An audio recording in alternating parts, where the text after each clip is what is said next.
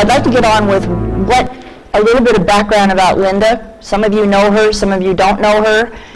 She actually is a co-founder of an organization called Southern California Liberty Coalition. That is how Election Integrity Project actually got its very, very beginning start. And it was a citizens activist group in Southern California, and that happened in December of 2010. Then she co-founded the Election Integrity Project Incorporated, called EIP, and then since January of 2011, she's been able to garner about 7,000 volunteers across the state of California to help her gather data. And all that data that has been gathered, and some of you may have been a part of that data gathering in various ways, like poll watchers, election registration office observations, all different ways. And you may have wondered, what happened to all that data? Especially if you sat down and wrote a report about what you saw, and you saw some maybe pretty horrendous things. Well, she stuck to it, along with her co-founder and these other volunteers gathering this data, and moved along. And in 2015, the California Advisory Committee to the United States Commission on Civil Rights held a public hearing to review EIP's reports, civil grand jury reports, and national reports regarding how California is doing compared to the rest of the nation. And by the end of the election year 2016, the Election Integrity Project's documentation revealed a pattern of actions that can result in the transformation of a state by using the electoral process to manipulate elections. And what she's going to talk about today is kind of a culmination of all of that into a big win. And you'll hear a lot about that. But that's not the end. That is not, and it's not the culmination. It is a big beginning.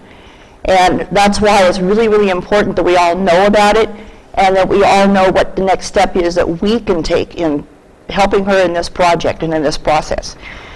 And also in March of 2017, Linda and Ruth Weiss, who was the co-founder,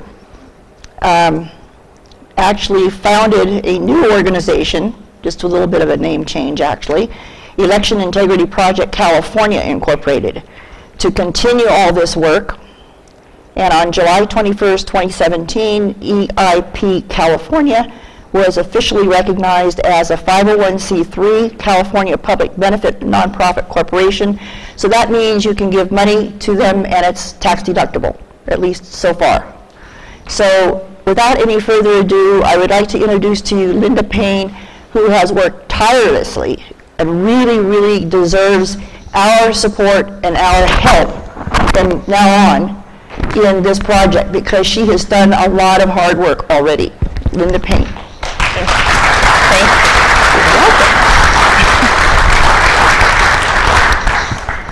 Welcome, everyone. I am so excited to be here.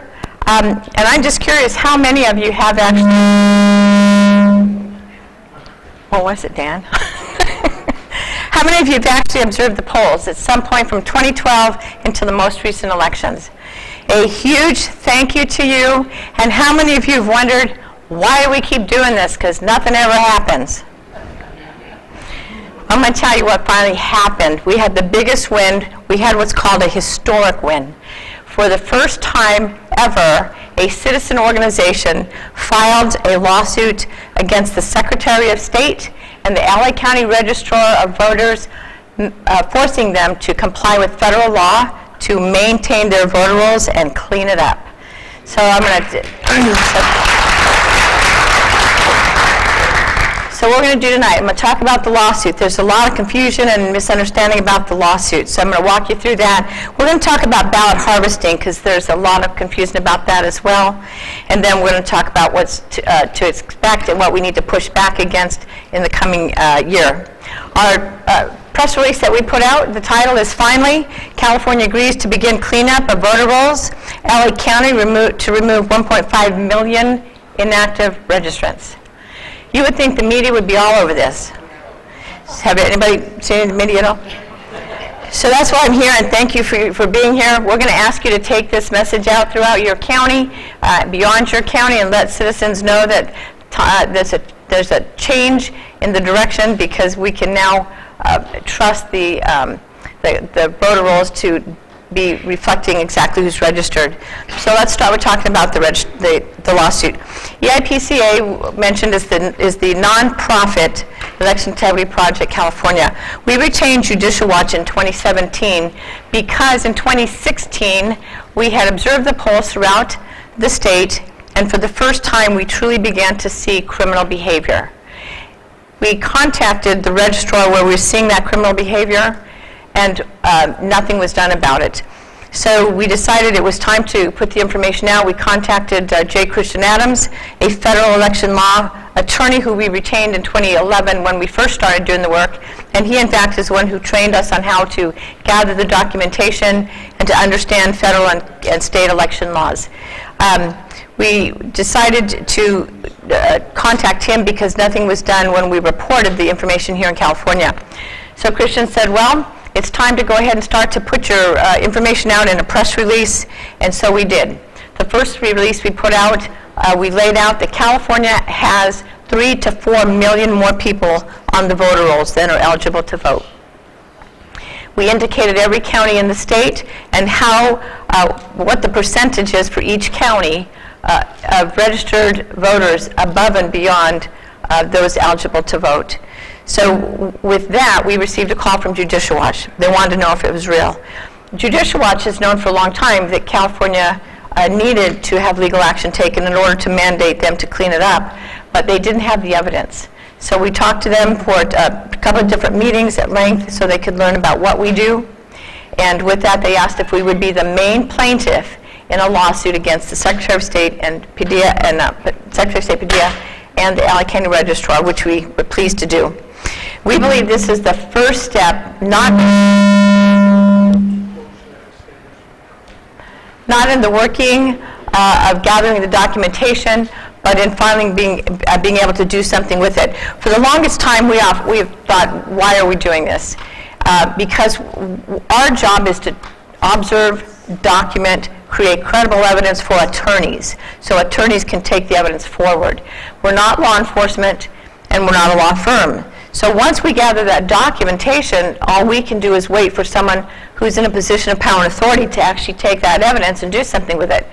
So after 8 years of reaching out to registrars, the Secretary of State, the DAs in many counties, even in 2013, we had our first lawsuit ready to go against the Secretary of State, and yet no action was taken by those in California who could have moved it forward. We didn't have the funds to actually pay attorneys in 2013. Those who did have the money were not interested. So we turned it into a white paper, which is on our website, www.eip-ca.com. You're going to hear that a lot tonight because that is going to become our hub of information for ongoing education and activization in order to continue to make change. It's called The Doors Are Wide Open, and it's on the front page right on the slider. Anyway, after we put the press release out, after we talked to Judicial Watch, after we became the main plaintiffs, then we were told we couldn't talk about it. So all of last year, while y'all were working and we were working, nobody could know about it. We couldn't put statements out into okay, I'm thinking this is what's making it go bad, right? If you hold it in your hand and speak into it, it won't happen. Okay, let's pause a second here. Okay, is that better? Okay. Where was I? Okay, so we filed a lawsuit, and then we were told we couldn't talk about it. So we decided we would go ahead and comply with that, but it sort of gave us a black eye because nobody knew what was actually happening, and that California was involved in such a critical lawsuit. That's why we're here today to talk about it. Okay, here's what the lawsuit was. There were 2 main plaintiffs in the lawsuit. Judicial Watch themselves had members in California. So 4 brave citizens stood up to be counted as harmed, and that allowed Judicial Watch to become a plaintiff in the lawsuit itself. And then Election Integrity Project California was the main plaintiff in the lawsuit because we had the evidence.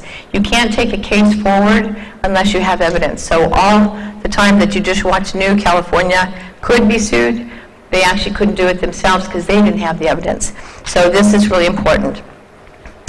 We have two companies, as you heard. Election Integrity Project was the for-profit company, and we filed as a for-profit, though we never made a dime, because back when we started in 2010, the IRS at the time was not giving nonprofit status to conservative organizations. So the attorneys we talked to at that time said, go ahead and file as a C corporation and get to work, and that we did. We did what had never been done in the state of California before, and that is to engage with citizens all over the state to help study California's election laws, go to the polls, go to the processing of the ballots, and document what was actually being done. Then in 2017, we filed the nonprofit. We filed the nonprofit for two reasons. One, it was easier to raise funds to file other lawsuits, and Judicial Watch needed us to be a nonprofit in order to go forward. This has been a great step forward, because now we can work with any attorney who is a 501c3, and we intend to work with several so we can file further action. Election Integrity Project is our name. We trademarked the name last year. We were the first to use it beginning in 2011.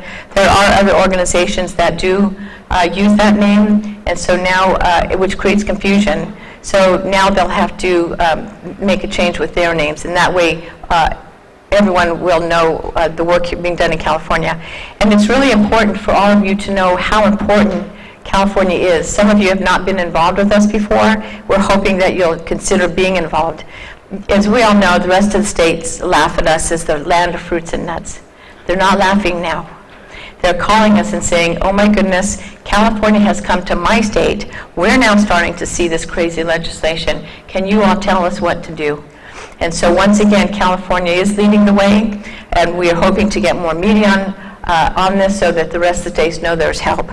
The trademark is going to help us to separate ourselves from those who are also using the name.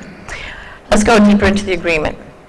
So first, it requires Dean Logan, the LA County Registrar, to immediately follow federal mandates, identifying and removing the deceased, those who have moved, and other ineligible registrants.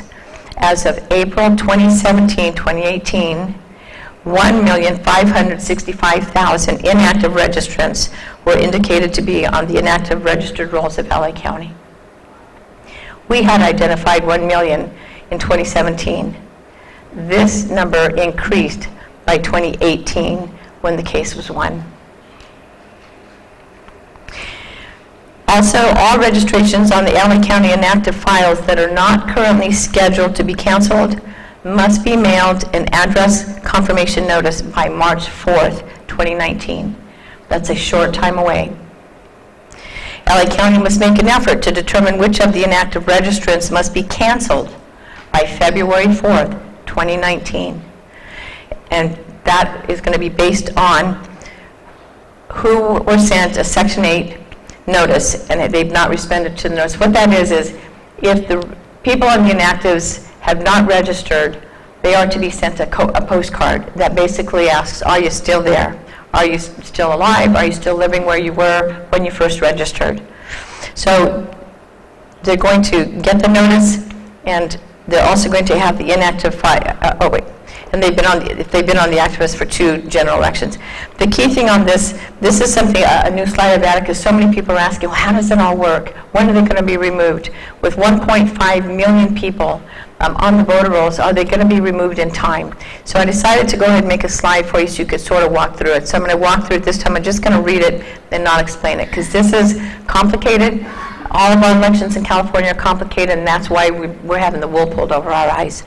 So it's all registrants on LA County's inactive file of registered voters who were sent the Section 8 notice, and they have not responded to that notice, and who have been on the inactive file for 2 general elections shall be canceled by February 18th, 2019. In LA County, that's about 400,000. It also means that all registrants on LA County's inactive file of registered voters who have not responded to the notice and who have been on the inactive file for a period of time that includes 1 general election, those shall be canceled within 90 days following the next general election. So this particular group of about 400,000 They have to wait and see if they're going to vote in the 2020 election. Now, this is just LA County. Every state in the union has to begin to do the same thing. Not the union. Every county in the state has to begin to do the same thing.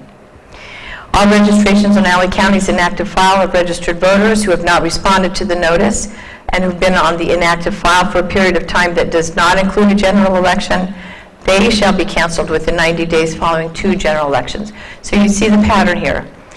After 2 general elections, the registrars are supposed to contact those who are on the inactive and find out, are they still around? Are they still voting? Have they moved? And if they're not, they're supposed to remove them from the inactives. This requires Alex Padilla, California Secretary of State, to do the similar actions for each county throughout California. We're going to do questions at the end. Thank you for doing that, because you all have a piece of paper. If you could write your questions down as they come, we'll catch them. Okay, Section 8 of the National Voter Registration Act requires every state to reasonably maintain state and county voter registration rolls. And what we learned beginning in 2011 when we began running the data, that California was not doing that. We began providing critical documentation to the registrars because we assumed if we let them know that the rolls had problems with them, that they'd take action on them. Our first report in 2012 was to LA County, and the report indicated there were 60,000 anomalies on the voter rolls. We asked LA County to take a look at it, and if they agreed with us, to please remove them.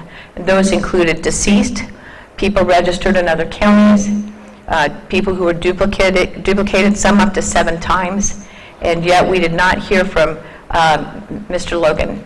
We didn't hear from him until 2018 when we began to CC attorneys on our letters asking him to respond, and then he responded.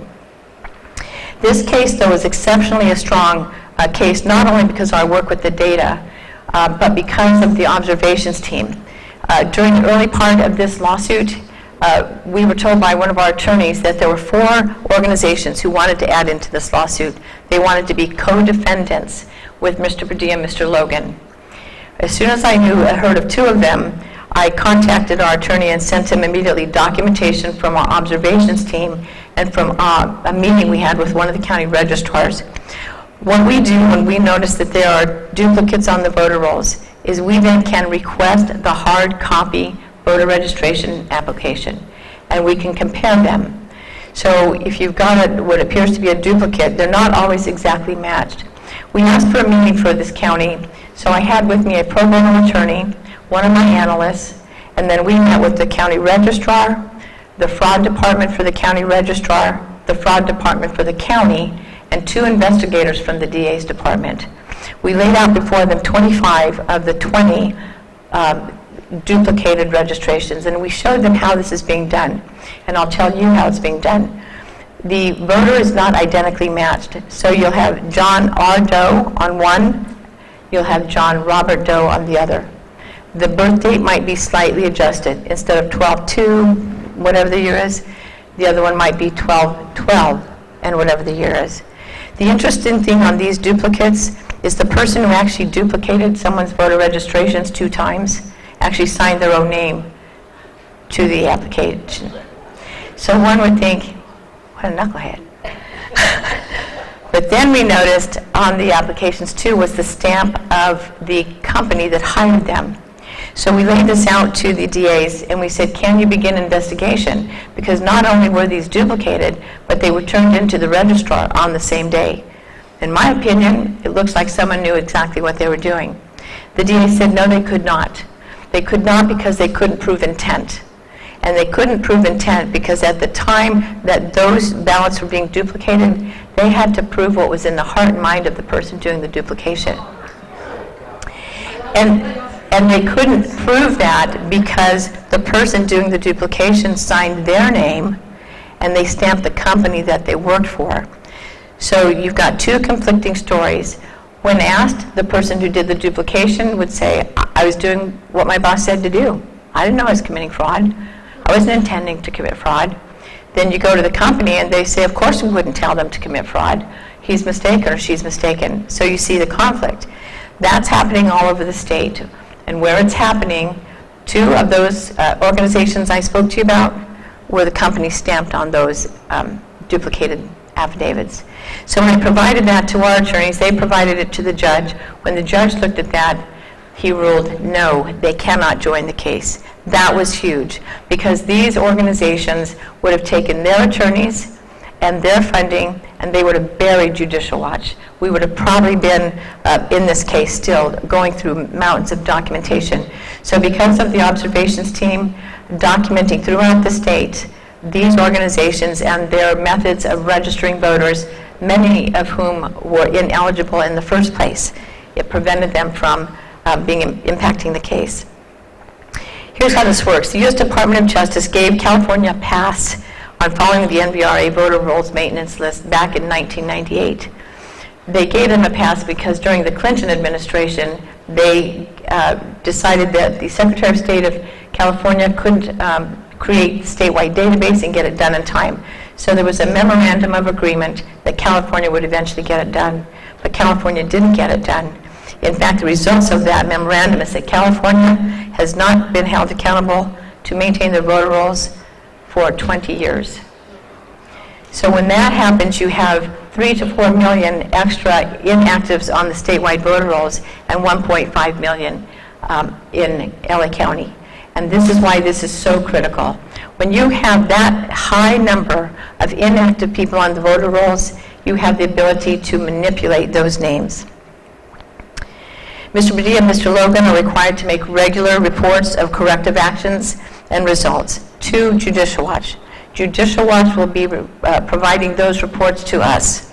And then progress and compliance are subject to enforcement by the judge who ruled on the case. Now let me just clarify. This wasn't a case that went to the court and where the judge ruled, you're guilty, you must. This was a settlement agreement. And this was a settlement agreement because it came to a point where the attorneys for Secretary of State Padilla and LA County Registrar realized they couldn't win. They couldn't overcome the evidence. The massive amount of data work that we had done, the way we do the data work in the observations team. And then the final linchpin is the Supreme Court ruled on the Ohio case, the Husted case, ensuring that the wording of the NVRA federal law used the word must when it came to the registrars having to remove the data, the inactives. California had been following a version of that was passed down during the Clinton administration, saying if they miss 2 elections and they don't respond, you may remove them. But California chose not to. With this ruling, now it reads you must remove them, and now we have action. This federal judge was so appalled at what he saw, not only in the work of the data, but in the work of these 4 organizations, that he kept the courts open. So what does this mean? EIPCA is now going to be validating that research. Even now we're purchasing the current data. We will look at that research and we will be able to tell, are they in fact removing those who must be removed? And if we see that they're not, we don't have to file another lawsuit. Because he left the courts open, we go right to the courts with the report and we show them that they're not complying. And then the judge does whatever the judge does, which I'm assuming will not be a good thing for them. Let me tell you about inactives. Inactive registrants who may not be legitimate are still eligible to vote by virtue of being on the voter rolls. And what this means is all those millions of ineligible, inactive registrants can simply be activated by having a vote by mail cast in that name. So you take the name, you send a vote by mail ballot to a post office box where someone harvests it and turns it in. So right now we're in the process of checking into this. We bought the data in March, just before the primaries. Then we bought the data in October, just before the general election, and now we're buying the data now. When we run the data, we actually see vote history. We can tell how long someone's been on the voter rolls. And I'm telling you, some have been on for 20, 30 years, never removed.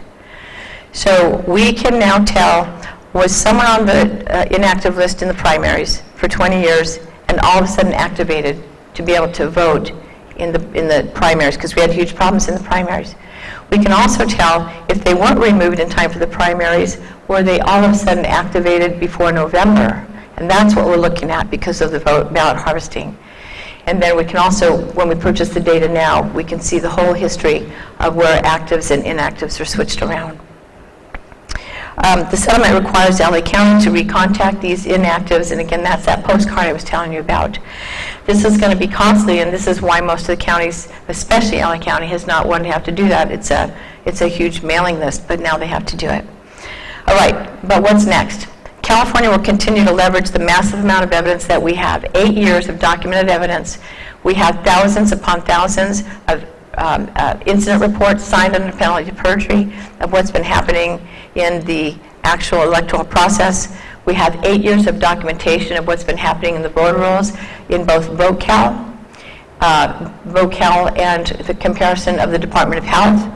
We can tell how many deceased have been left on the voter rolls even after they've received notice that these people are deceased. And we can also show how many deceased were manipulated and voted, their names were voted on even after deceased. So this is where all of these now must be removed immediately. But the next thing we're going to do is file additional actions. We have already filed actions that went nowhere, and we're going to resurrect those.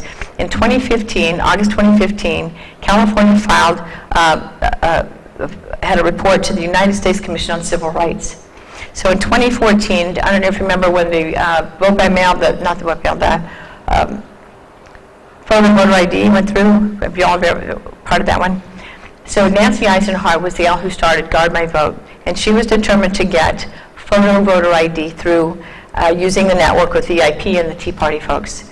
They fell short of the documentation, but during that time she was invited to join the California committee to the United States Commission on Civil Rights. She had been volunteering with us since 2012. She knew how bad it was, and so when she became a commissioner, she said she'd like to look into the elections in California, and they said that was fine. So they paired her with a Democrat. So you have a Democrat and Republican, that's how they do it, and they look into it.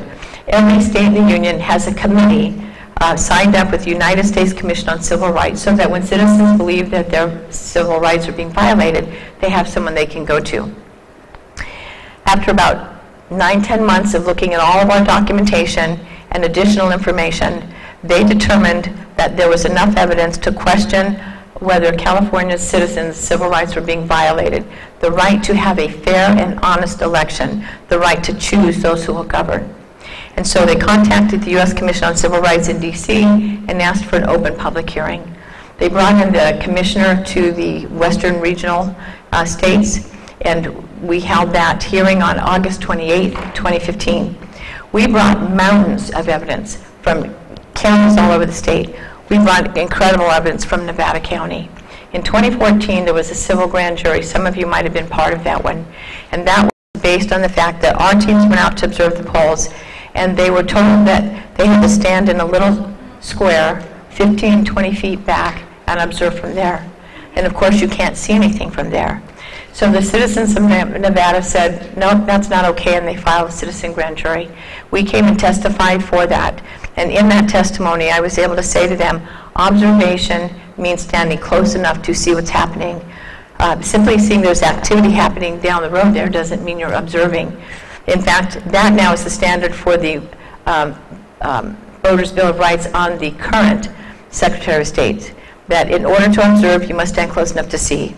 Well, the long and the short of it is the documentation was so damning to the Secretary of State and to Dean Logan, and the evidence was so clear that California citizens' rights were being violated, and let me just say it was Democrat, Republican, Independent, young, old, you name it,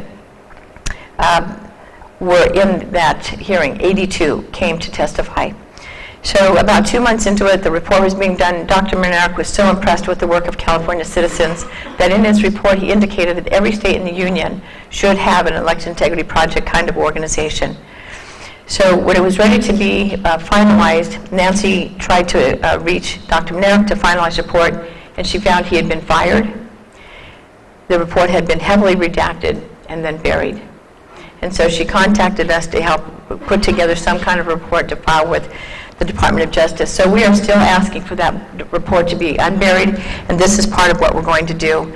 We are now going to begin to work with a new public interest law firm in California whose focus is on election integrity project and voter roll issues, and we're going to press to get that out of the corners of the Department of Justice. We're also going to file several civil rights lawsuits as well, because from 2015 till now it has gotten worse. What we're really going to do, and I'm so glad you're here to see this presentation, we need to do an audit. So the bottom line is we always get reports from citizens across the state as to what's happening. And what we began hearing in the primaries is that people's registrations were being changed without their knowledge or permission. We began hearing that in 2015, but every year it got worse and worse and worse. So by 2018, there were thousands, maybe potentially hundreds of thousands of citizens who did not receive a vote by mail. And some of them were ones who had been changed. So we know that voters went to the polls to vote, expecting to vote in person, and were told they had been changed to vote by mail without their knowledge or permission. Some actually were told, though, that their vote by mail had in fact been processed. So our question is, how could a vote by mail ballot be processed if the voter didn't even get it? We have long-time vote by mail voters who didn't receive their vote by mail ballots, and the same thing happened with them. They went to the polls to vote, anticipating a provisional ballot, and didn't, and were told that it had been received and processed. So our concern, again, when we talk about ballot harvesting, is where did all those millions, I shouldn't say millions, thousands of ballots go, and were they harvested? What we're going to do is work with this new public interest law firm, and every county where we have citizens willing to help, we're going to audit the county for the vote by mail ballot envelopes. We're going to match them against the provisional ballot envelopes, and we're also going to look at the check-in rosters, because what we saw in the primaries gave us a clue as to what may be happening. I don't know if you all know this, but if you vote with a provisional ballot, they have, before that ballot can be counted, they have to first check to see if your name has a corresponding vote by mail ballot cast or an in-person ballot cast. And if it does, that provisional ballot is going to be tossed out because you can't vote twice. So our concern is all those people who didn't get a vote by mail ballot, was there a corresponding vote by mail ballot next to the provisional ballot they had to cast? LA County had a 400% increase in provisional ballots. And not only LA County, but so far every county where we've gotten reports had an increase in the use of provisional ballots. In fact, 2016, California cast 60% of all provisional ballots nationwide. So California has a regular growing use of provisional ballots. And our question is why? When we do the audit, we're also going to be looking at what's called the remade ballots. So our observers who went to the registrar's offices to observe the processing of the ballots noted that in some counties there were machines that were not functioning properly, and they were bending and crushing the ballots. Now, the first running of the ballots in the processing system, they're going to do a match of signatures. And so they're going to run it through a machine. If that machine is not working properly and it crushes or bends the ballot, that ballot has to be remade. So what happens when a ballot is being remade is two people take the ballot over to wherever they're doing the remakes. They're going to take the ballot out of the envelope. One person is going to read the ballot. The person next to them is then going to mark a brand new clean ballot. The big question is, was the intention of the voter transferred to the clean ballot? Now, those ballots have to be stapled and kept together. We're very concerned that there was a problem with that because of the huge numbers of ballots that needed to be remade. Our observers contacted, when they were watching, would ask for the supervisor to come and notice that the machine was not working so they could take it out, and yet they would not remove the broken machines. So we're going to, in every county, we're going to note how many provisional ballots had to be tossed out because there was a corresponding vote by ballot next to it, or there was a corresponding in-person ballot. I just spoke in Solano County last night, and there was a person there who said that they voted with a provisional ballot, but when they went to their county website to check and see how they voted, the record said they voted in person. They did not vote in person. They said, well, what happened to my vote? I voted with a provisional ballot. The reality is it was tossed out because someone checked in and impersonated that voter and voted in person. That is what I'm telling you now happens all the time. It's been happening since 2012. We've been documenting this since 2012 and providing this information to registrars, to the Secretary of State, to the DAs, to attorneys, to the parties. Nothing has been done about it because they keep saying what's a few here and there. But it's not what's a few here and there if it's your vote. So we need to find out in 2018, both the primary and the November election, were those legitimate races? And if they were not, we want to file action to request that those races be rerun.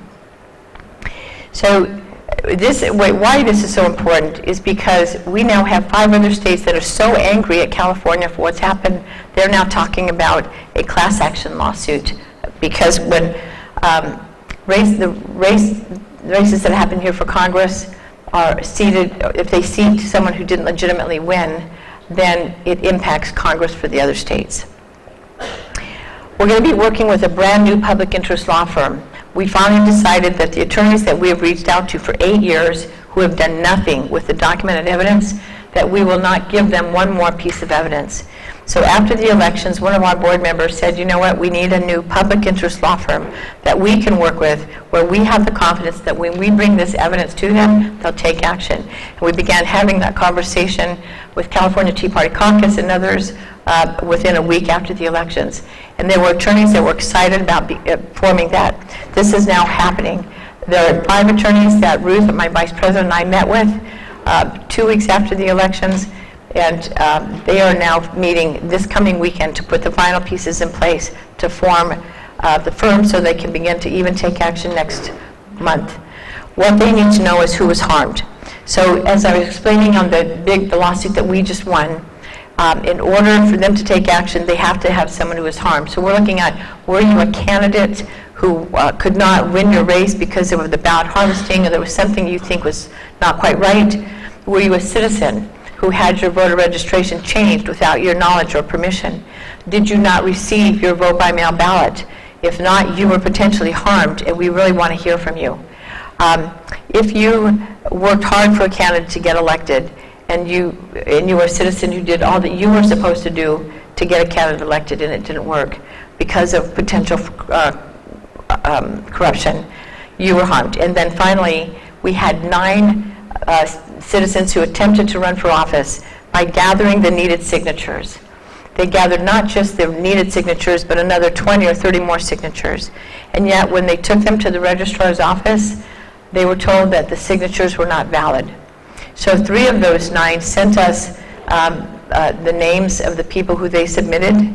We ran them in the data, and we found that they actually were not in the data. And these citizens, who they tell us that these people were in their homes, knocked on the doors, they're there, they're registered, they've been registered for years. How is it they didn't show up in the data? So something went on there, and we're concerned that there was a manipulation by the actual office. And we're not sure what that is, but we're going to look into that as well. What I'm telling you now is the bottom line. How in the world can we trust the outcome of California's elections after we've documented 8 years of this? But this is good news, because now we can file legal action immediately. One of the first things we're going to file is against the DMV. So the DMV does not give their data to anyone. Nobody can get it. When the law was passed, they included that it was protected and not even Mr. Padilla can see it. So that's the first thing that has to happen. And we're not the only ones suing to look at it. Several attorneys now and firms are looking. They want to see that data.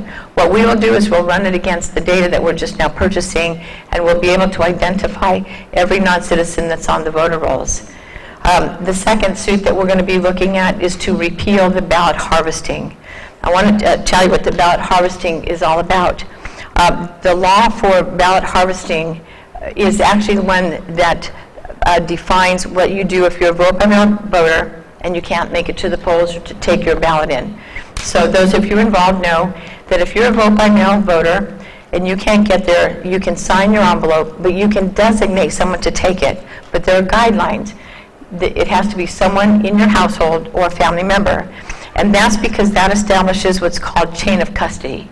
That tells the registrar, you signed the ballot, so you, the voter, have made the decision or indicate that this is your ballot, but that you've made a decision to have someone take it. You designate who. So you pick who that person is. They must sign the ballot, and you must indicate what the relationship is. Just before the November elections, our legislative body decided to change that. They took all of that verbiage that constitutes chain of custody, they took it out and replaced it with one word, anyone. So anyone can pick up anyone's ballot and deliver it.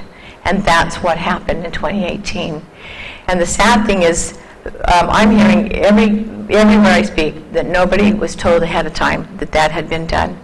So nobody was prepared.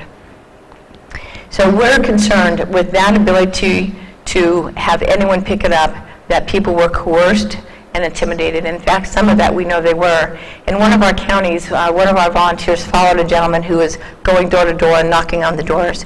And he would knock on the door and say, I'm here to pick up your ballot.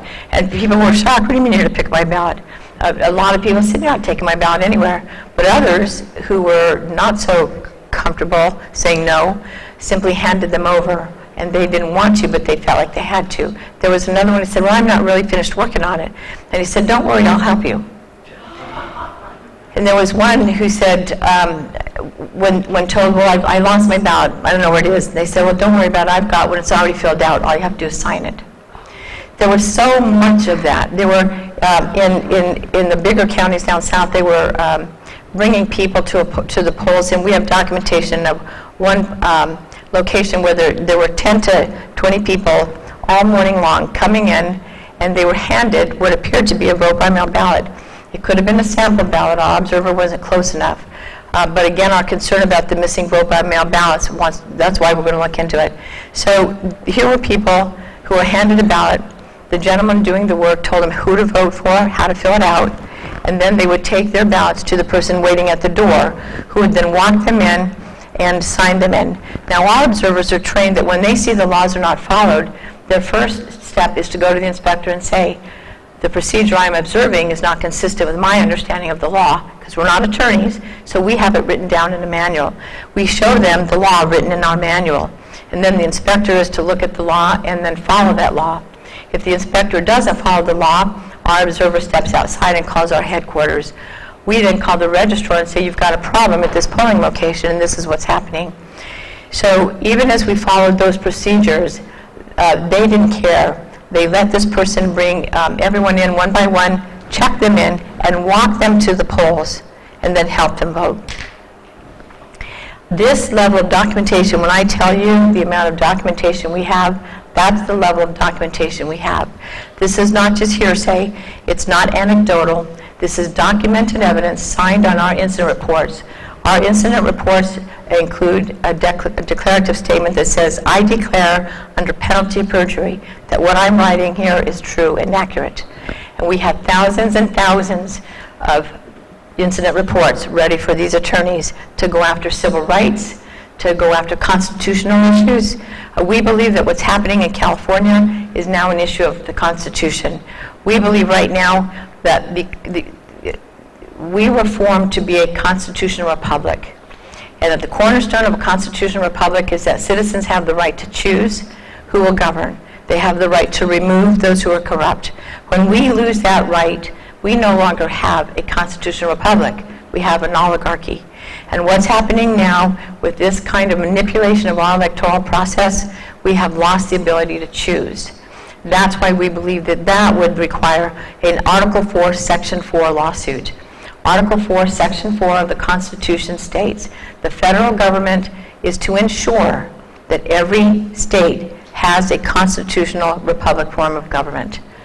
We're going to file that. Now, I've talked to all of our federal law firms, and I've asked them about that. And what they've said is 2 states before have already filed, and the Supreme Court has ruled against them. So, and they said the Supreme Court doesn't like to rule against itself. So I said, well, what's happened in California is unprecedented, and so we need to go ahead and file that. I did learn that the last 2 states that filed, one was in the 1800s, one was in the early 1900s. I have a feeling that the Supreme Court is going to be happy to hear what's going on now, but we have to file. The nice thing is that the attorneys that we're now working with are ready to move forward with us and take a look at that. We're also going to file civil rights violations, again, on behalf of the citizens of California, regardless of party affiliation. This manipulation is preventing all citizens from being confident that your vote counts and that the outcome of elections can be trusted. So we have a lot of work to do, and we're working as quickly as we can to get it done immediately. What else is going on now is within the first week after the elections, we began communicating, as we normally do, with 5 other states who also have election integrity organizations. Not only were they shocked about what was happening in California, they were shocked about what was happening in their own state. And many of them said, oh my goodness, California has come to my state. What we've been collaborating on and talking about for the last several years, since 2011, they were so relieved it wasn't in their state. But this year, 2018, it was in their state. And so they're now talking about, 5 of them, filing a class action lawsuit against the state of California. What we're also talking about doing is working together now to ask for a town hall with the president. We believe he really needs to know what's going on here. The president does many town halls with all kinds of industries, the coal industry, Remembrance Quilt, I mean, you name it. We'd like to have an election integrity town hall so that we can know for sure that he's being made aware of what's happening in California and now the other states. What we're going to try to coordinate is in the spring, at the same time that we have this town hall, we're going to be coordinating a rally in D.C. So those who can make it, you can do that. And if you can't make it, we're going to try to coordinate something that can take place in each of the counties. The problem is that we who believe in the constitutional principles of this country, we are often invisible. We're in our homes, we're having coffee, we're frustrated, we're angry, but we're not visible. We make some phone calls, we send some emails, and we're not visible there either, because if they don't want to receive the phone calls, they shut it off. And we were told this by a legislator. If they don't want to receive the faxes, they unplug the fax machine. So they're not hearing and seeing from us. Something else you want to know, too, in terms of representation. At the 1930s or 40s, California capped the number of assembly and Senate reps that we have. So right now, because of that cap and the huge growth of population, we have 1 million people, not just citizens, 1 million people per 1 senator. We have 500,000 people per assembly rep. That's not representation. So when we get mad, we don't like what they're doing, they're not too worried about us voting them out. 2 things. They know we can't because of what I've just laid out for you and how the system can be manipulated. And number 2, there's enough lobbying for those who like the system the way it is that they'll overpower the voice of citizens. There's another lawsuit that was filed on fair representation, and so we're going to offer our documentation to that case to be able to show that when California has 1.5 million people more on the voter rolls that are eligible to vote, we want to know, are they counting them as people as well? And are those, is there a connection there? So we don't know, but the attorneys will work together on that, and they'll see what they can do to use our evidence to push that case forward. We're going to meet with Congress. We're beginning next month. We believe that what is happening is so heinous in California that we must tell Congress about it. The problem is the 2 federal laws, the NVRA, National Voter Registration Act, and the Help America Vote Act, were written at a time when non-citizens weren't getting driver's licenses. They were also written in a way that creates loopholes for those who want to manipulate the elections. One of them is NVRA Section 7. So NVRA Section 7 requires that every government agency that assists with someone in need, such as housing or food stamps or medical, they must provide a voter registration application in that packet. So if I've lost my job and I need to get aid, I go first to look for help with housing. I get a packet of information, voter registration. Then I go over to the food stamps, I apply for that. In that packet, voter registration, and so on down the line. So every department I go to, I have likely signed a voter registration application for each one. And that's why we see documentation of duplication of people being registered in the rolls. Now, if someone wanted to manipulate those who are registering, especially those who are here and they're not citizens, they don't speak well, they are being added and they don't know it. I know there's a lot of frustration and anger because illegals are registered to vote, but I want to give you a bigger picture. It's not a matter of illegals being registered to vote. This is non-citizens, both legal and illegal, are being added to the voter rolls through the DMV. They're also being added to the voter rolls when they go to a government agency and need to ask for help. And if they're not told that what they're signing is actually going to register them to vote, they're being added to the rolls and they don't know it. This is a huge problem for those who are here legally. Those who have waited in line, done everything they need to do, they've come legally, and now they want to become citizens. So they go through the process, go through the paperwork, and then their application is scrutinized. When it's scrutinized in California and they say, oh, they're registered to vote and they've been voting, California doesn't care. But when it bumps up to the federal level, now you've got the federal government noticing that they're registered to vote and voting. The consequence of that is, number one, they don't become citizens, and number two, they can be deported. So here's someone who waited in line, did it right, go through the steps to be a citizen, and because they were added to the voter rolls without their knowledge, the information sent to a post office box, and then someone harvested that ballot and voted for them, they end up with the consequence. And that's what we're pressing Congress. They have to take action because people are being harmed without even knowing that they've been voting. So there's so much that has to be done. We're going to keep you posted on how it's going. We need to have people involved. I want to let you know we're going to start to use our website as a hub of information, and this is going to be really critical. If you have ever signed up to receive our information and you're not getting it now, please go to the website and sign up again. We're going to start, even tomorrow, we'll be sending a ballot harvesting article out. If all of a sudden you don't hear from us, go check it and sign up again. We should have probably 10 to 15,000 people on our distribution list. We can never quite get above 3,000. Somehow they keep being unsubscribed. My vice president was just unsubscribed. So don't assume that we're not sending anything. Just sign up again until we can sort out what's happening with that. This is where you can also go to the website to let us know if you've been harmed. We have two ways that you can do that. We put on the website a survey to help you to answer questions so you can figure out, well, was I harmed or not? And if you don't know if you've harmed, please go to the website, tell your story anyway.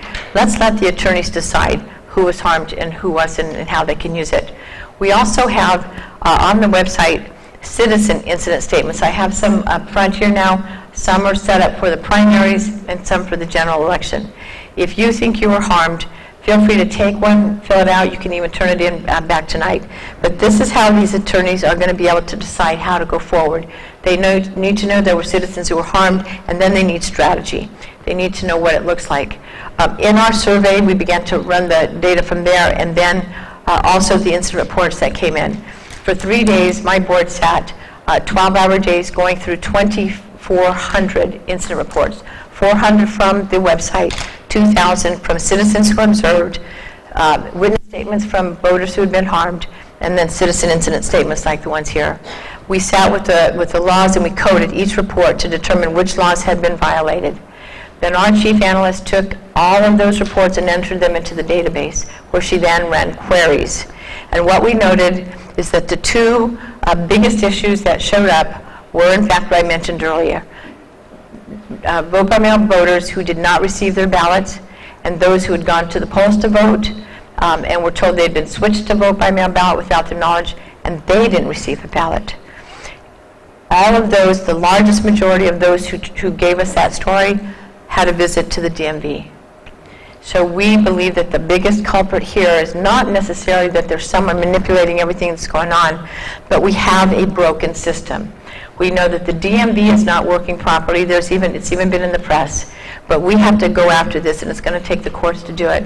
We also know from our work that the VoteCount, the statewide voter database, there are some real problems in that database, and we're going to take legal action unless they get corrected immediately.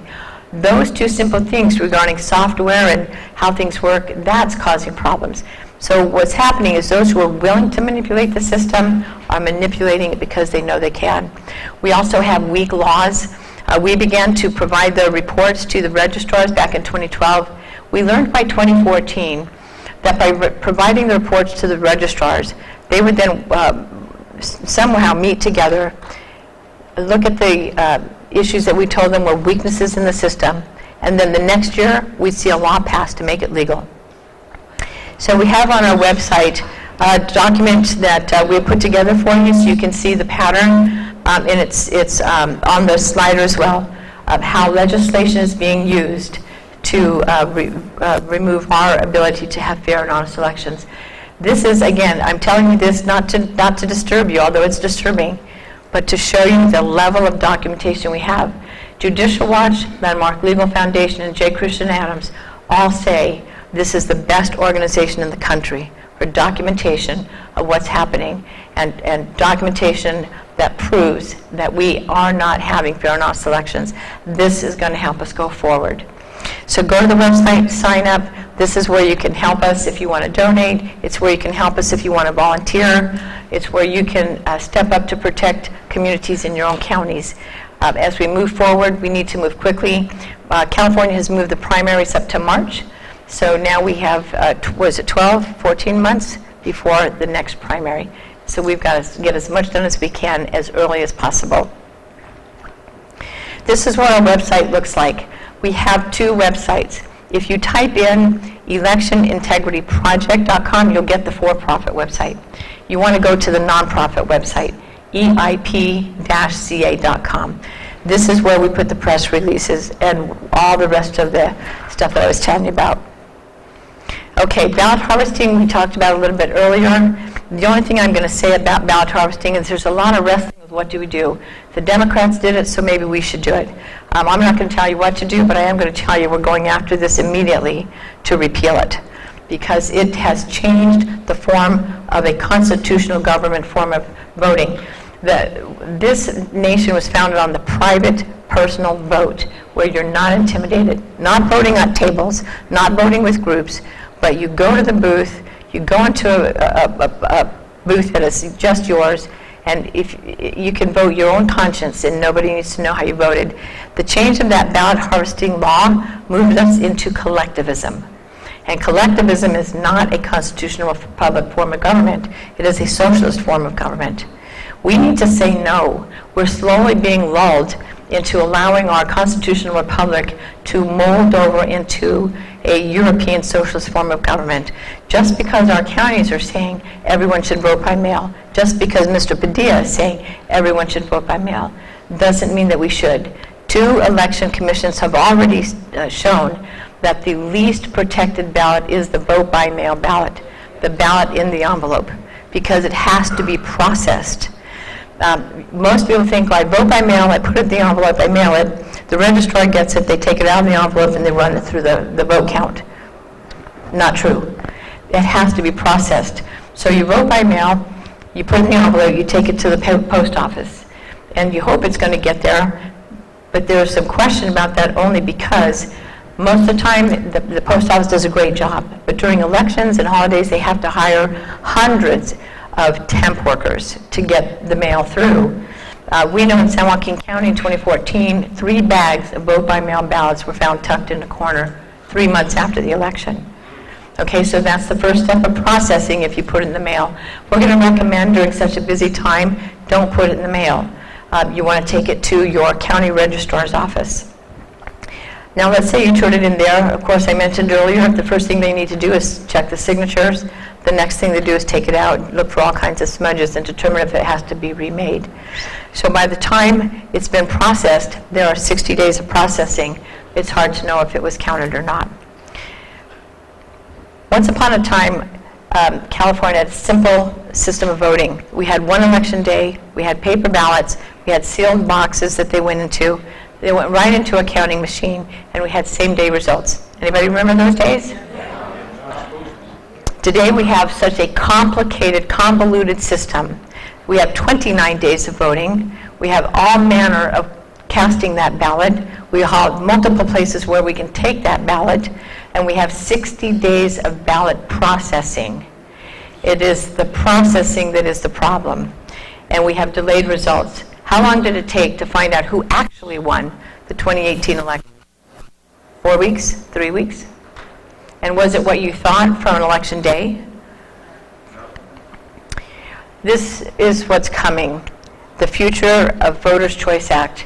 And this is something every county needs to be working with their county registrar, their voter supervisors, whoever makes the decision on how your county works it, or if your county gets involved with it. But here's how it's going to work. If you haven't heard about it, you want to start to focus together in your county and become educated about this. First, it eliminates the neighborhood polling places. It sends every person on the voter rolls in your county a vote-by-mail ballot. Now, with what I've shared with you about yes, yep, you were a test pilot. In fact, we learned a great deal from the 5 counties who did the test pilot, and this is part of what we learned. It establishes vote centers. In the big counties, this is a huge problem. You've got election day to 10 days, I mean 10 days out, up to 4 days out. You've got 1 vote center for every 50,000 voters. From 3 days out to election day, you've got 1 vote center for every 10,000 voters. Now, what you need to know is in the vote centers, you actually have choices for how to vote. You can, in fact, vote in person. But what we're hearing from the 5 test counties is that communication didn't happen really well, and people didn't realize they could vote in person. And that's because it makes sense. If you get a vote-by-mail ballot in the mail and you don't know you can vote in person, what are you going to do?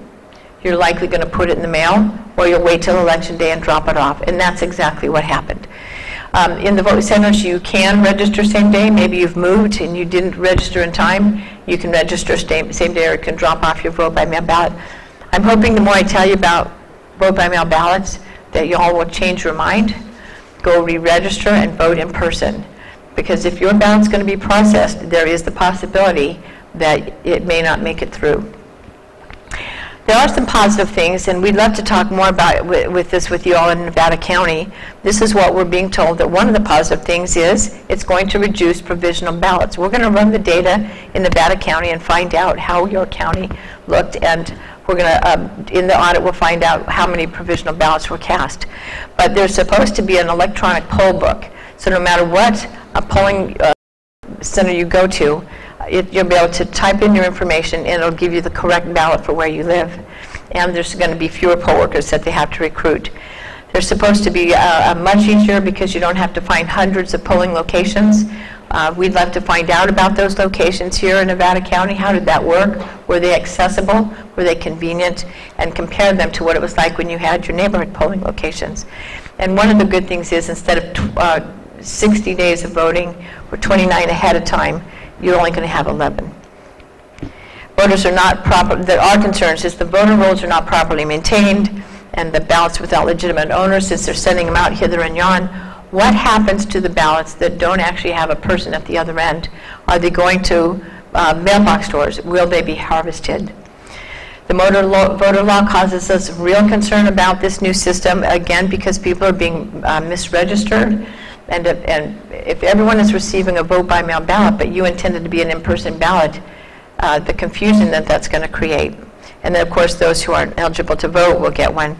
Disinterested voters are going to discard their ballots. And you may not have thought about this, but in California, we have very strict rules for recycling. So if you received a vote-by-mail ballot and you're not interested in voting, you toss it in the recycle bin, someone has to process them in the recycling centers. You think it's possible someone will pull those out and vote them? So that's what we're going to look into. How many citizens ended up having someone vote for them because they tossed the provisional ballot out, the vote-by-mail ballot out, and someone else ended up pulling it. And then we have disinterested and unscrupulous voters who may exchange ballot for money or reward. We saw that not only on a YouTube where someone was offering cash for his ballot, but we also have one county where last night where they were saying that they had picked up people who they took them to various polls, and at the end of the night they were counting their I voted stickers, and one gentleman had 19. Assisted living, student dorms, and unions. This forces a real manipulation of our most vulnerable populations, the intimidation and coercion to vote together in the school lounge. It completely has removed the ability to say No, if you're someone who doesn't want to make waves, you shouldn't have to deal with that. You shouldn't have to decide whether you're going to make your union rep happy or your teacher happy or whoever it is. We need to go back to the private vote. Our real concern, too, is community drop-off boxes are not necessarily required to be attended. We would love, again, to hear from Nevada County. How did that work? Were there problems by having these drop-off boxes unattended for up to 72 hours? And then, of course, the subject to manipulation and error during the verification and remarking of the process. Again, when you're sending vote-by-mail ballots to every single person on the voter rolls, everyone that comes in has to be processed. We have a 60-day time period. At the end of that 60 days, everything has to be done. So that means that everyone has to work faster because the number of vote-by-mail ballots is going to be higher. Provisionals is also going to be higher, and that's what we saw in 2018. If you can't get it processed well so that you're checking signatures, making sure they work, our observers who documented the ballot processing saw these poor workers having to work exceptionally fast just to get it done. And our concern is when you increase the speed, what about the accuracy?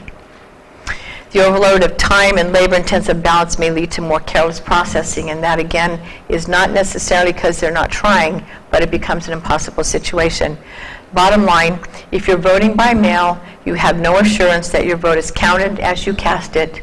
You have no assurance that it was counted at all, and our concern is the dilution of canceling of legitimate ballots through illegitimate ballots.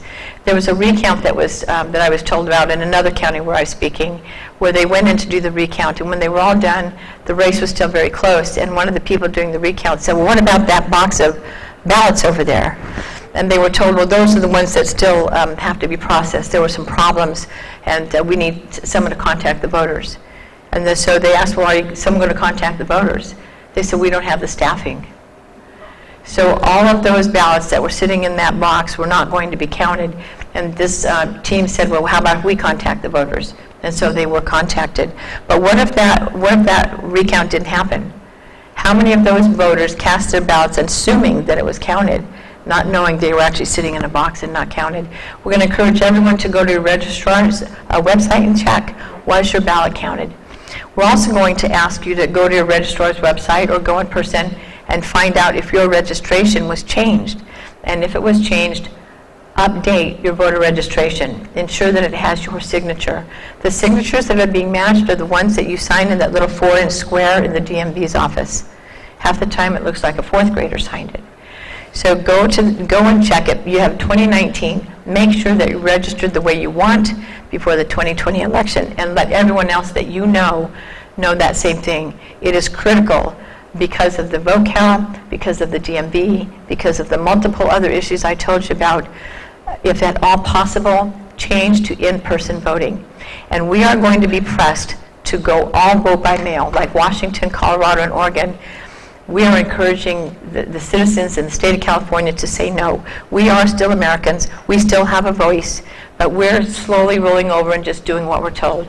We are going to be pressed to vote in what 2 election commissioners have said is the least secure way to vote. It's the one that is most prone to being manipulated. And yet, Mr. Padilla, who wrote the Voters' Choice Act, is pushing for us to all vote by mail ballots. When it's time to talk about it, and I know Nevada County's already talked about it, I'm going to recommend now that you've got some documentation under your belt, go back and re-communicate with your registrar.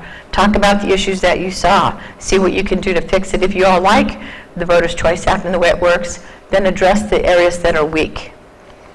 Be involved, be vigilant, be proactive, and we're hoping that you might consider planning to be an observations volunteer in your county or volunteering in other ways with Election Integrity Project, as we are now gearing up to take multiple lawsuits forward. We're gearing up to do an audit and a pre-audit work to figure out if there were any illegitimate votes cast in your county.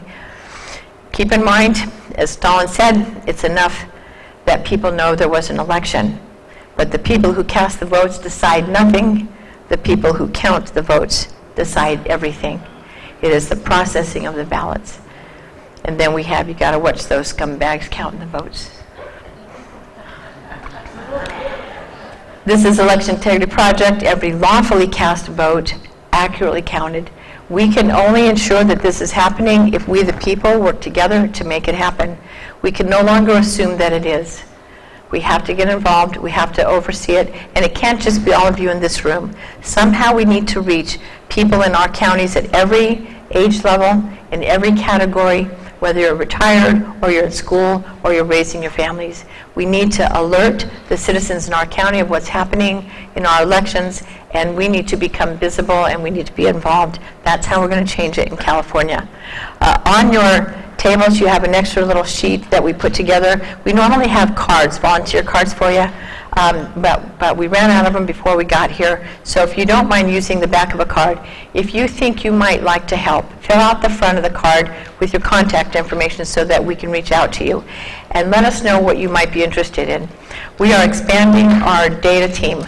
We need more programmers, we need more analysts. We are going to need to run through millions of lines of data quickly. So if that's your passion, that's your training and your background, we'd love to hear from you if you're interested. We're looking at leadership in the counties. We need coordinators for our communities to help build teams. If you'd like to work on the audit, let us know that right on their audit. We need people to make phone calls ahead of time and maybe walk and knock on doors. We'd like to hear from citizens all over the county. Number one, did anyone approach them and ask for the ballot? We'd like to see how expansive that was in this county. We'd also like to know if someone did, what was that voting experience? How did that work?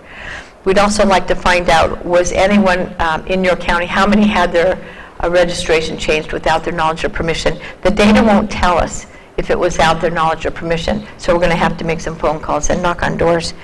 And the other, of course, is research. We are really going to go after legislation. We'd love people who love to research and who can read legislation to work with us on a team that we're going to expand to go as quickly as we can after legislation that's already being looked at now. We need to prevent any more pieces of legislation that will weaken the integrity of our elections from being passed.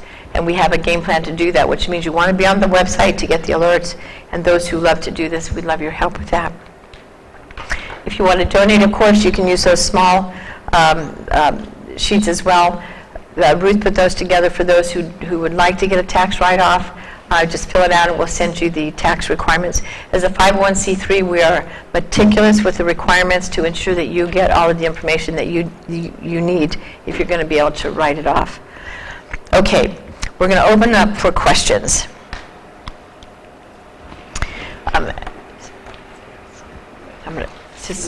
Someone's going to walk up to you on the questions so that you got a mic.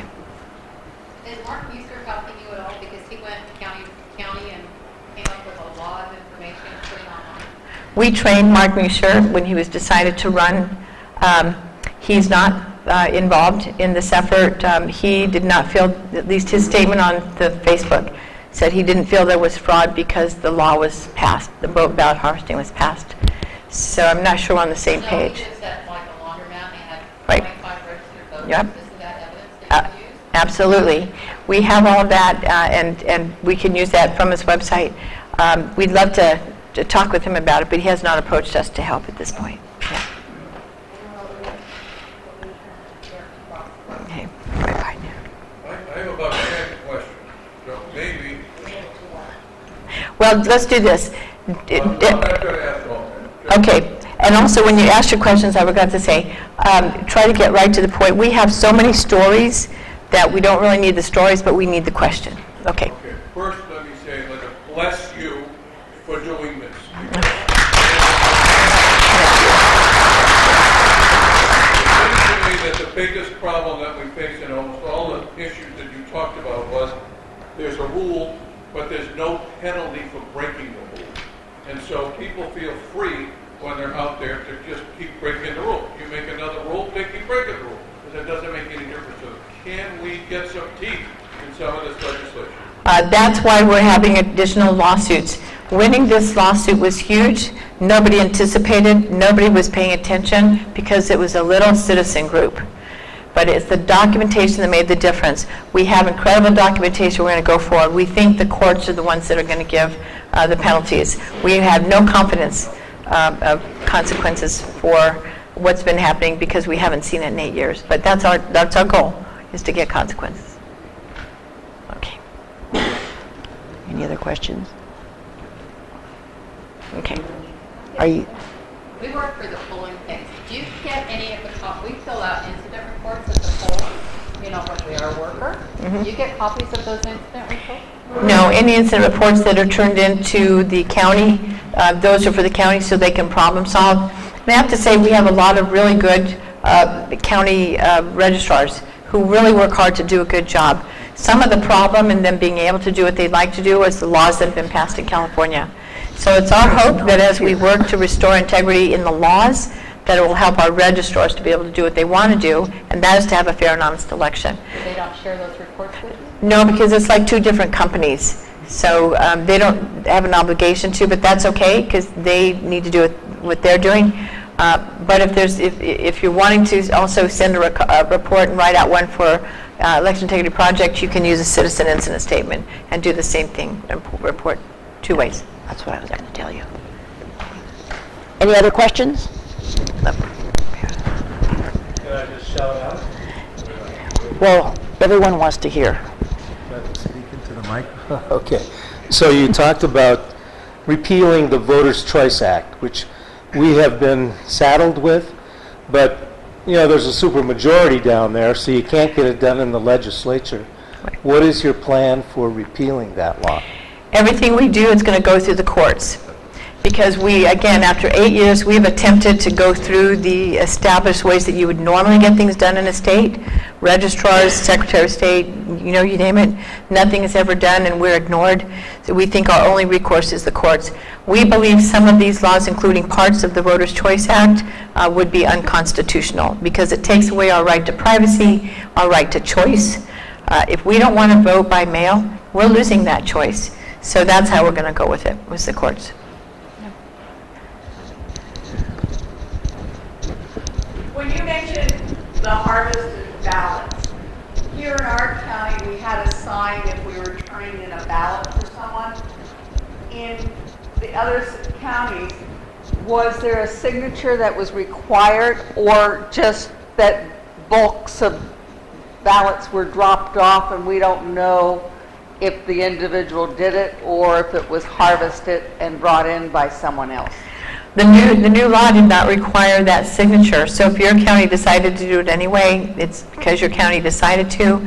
But no, the rest of the counties, they were bringing them in boxes sometimes.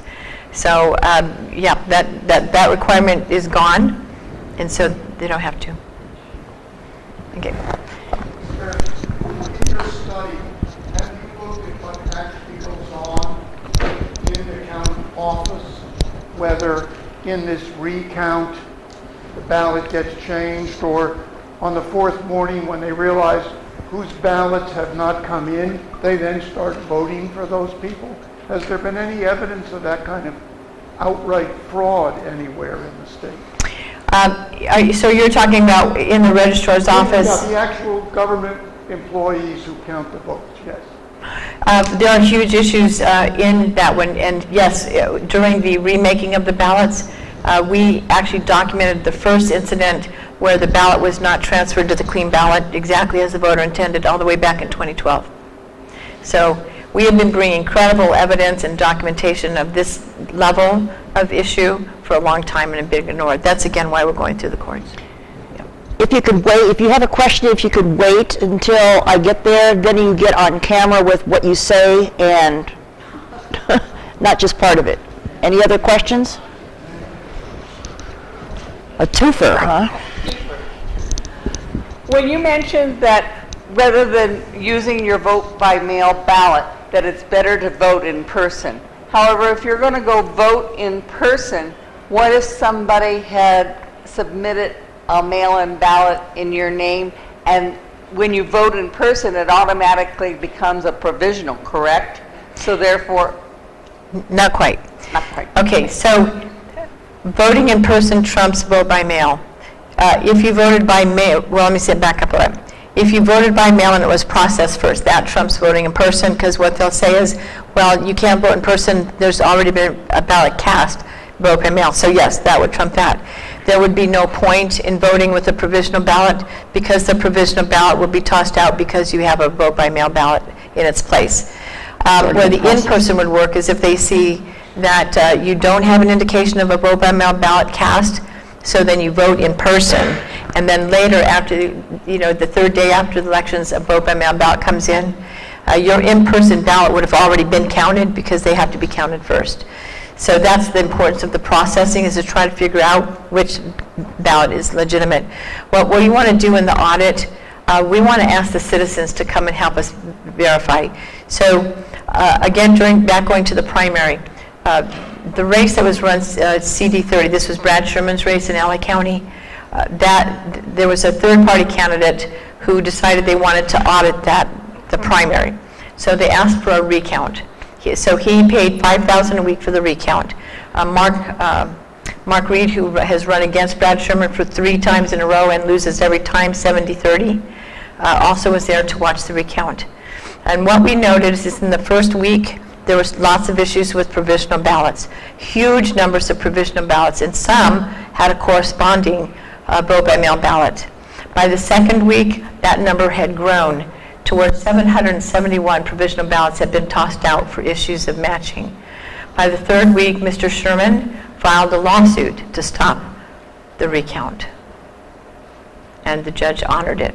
So the recount was forced to stop. We'd like to know what happened. What was he afraid of?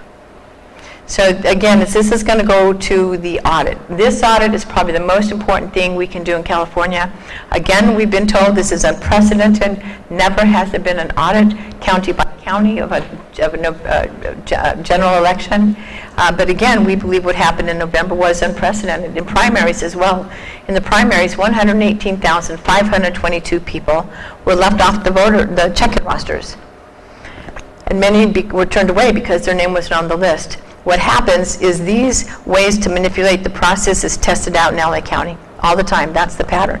They test it there because it's a huge county. They always know that we're watching, we're documenting, and we're trying to get attorneys involved. If nothing happens and they say, oh, not to worry everyone, it was just a printing error.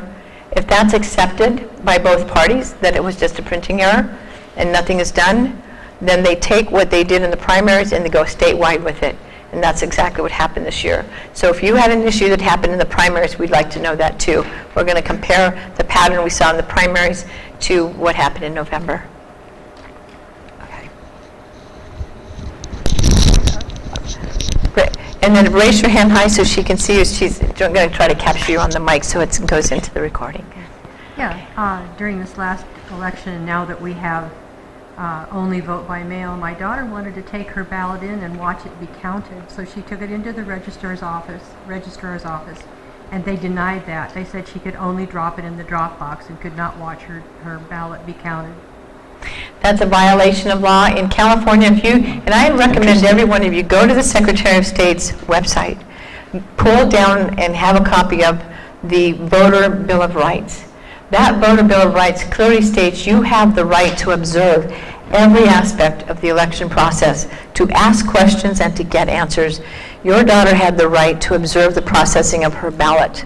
So either your registrar or that clerk, whoever was working, hadn't been taught that they were allowed, and we proved that in the Civil Rights hearing. That's the Help America Vote Act violation. The Help America Vote Act requires the Secretary of State to train and educate the registrars on how to educate and train the poll workers and inspectors. And that's why we were successful in our civil rights hearing that none of you heard anything about, because our documentation proved that poll worker training was appalling in the state of California. Over here.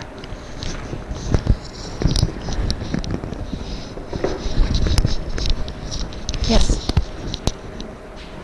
Nice and loud. Okay. During the 2016 election, ex-President Obama was campaigning, and I heard him over the TV say to all you illegals, you better vote for Hillary or you will be deported. Is this the 3 million popular vote that Hillary got? We couldn't verify that that's what the 3 million came from. What we can verify, though, is significant. The thing is, when What we do in Election Integrity Project is we actually take the data itself or the evidence of what took place, and that's what we use to prove what's going on. When you hear something on TV, something like that, to actually say maybe that's connected, see, that's not evidence that an attorney would want to use because it would never hold up in court. So I'm glad you asked that question because it's going to help everyone to sort of understand why it is so critical to observe. We can have all kinds of ideas of what might have happened and our concerns, but if we haven't documented it, it doesn't mean anything. So on that one, I couldn't tell you if it was And connected. yet, did Obama break the rules by telling illegals to go and vote when they're not allowed to? Was it a criminal act? Well, that would be my opinion. Another question, right? Yeah, but And mainly Germain's. But it's and that one is something we can't actually take action on. But I tell you what, I heard that same one, and I think everyone was appalled. But the bottom line is, we know that we have problems with corruption in every jurisdiction, from the top to the bottom. But we as citizens in California have the opportunity, and in my opinion, absolutely must take a stand on restoring the integrity to our electoral process, because if we can't choose those who will govern and remove those who are corrupt, we no longer have a republic. We have an oligarchy. And when we have an oligarchy, what that means is there is a group, whether large or small, that determines all the laws. It's worse than a democracy. A democracy, and by the way, we are not a democracy. Absolutely A not. democracy is majority rule. That means 51% of the population tell the rest of the 49% to shut up and sit down.